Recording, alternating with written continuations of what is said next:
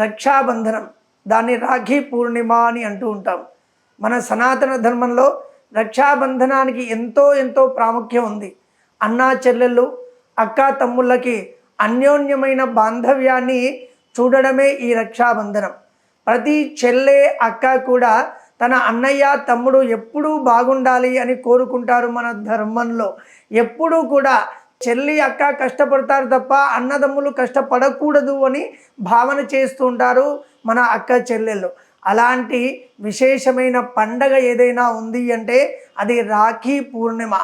ప్రతి తమ్ముడికి ప్రతి అన్నకి మన ఆడపడుచులు కట్టే ఈ బంధమే ఈ రాఖీ పూర్ణిమ.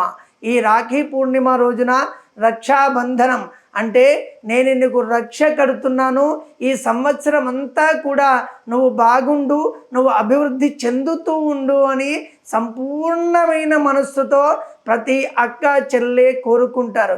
ఇంతకన్నా మించి కోట్లు పెట్టినా మనకది ఆ అనుబంధం దొరకదు. అలాంటి అనుబంధమైన రోజే ఈ రాఖీ పూర్ణిమ. రాఖీ పూర్ణిమ రోజున అక్కా చెల్లెళ్ళు కట్టే ఈ రక్షాబంధనాన్ని మనం తీసుకొని సంవత్సరం అంతా కూడా అది మనకు రక్షలాగా ఉంటుంది అని ఖచ్చితంగా చెప్పుకోవచ్చు.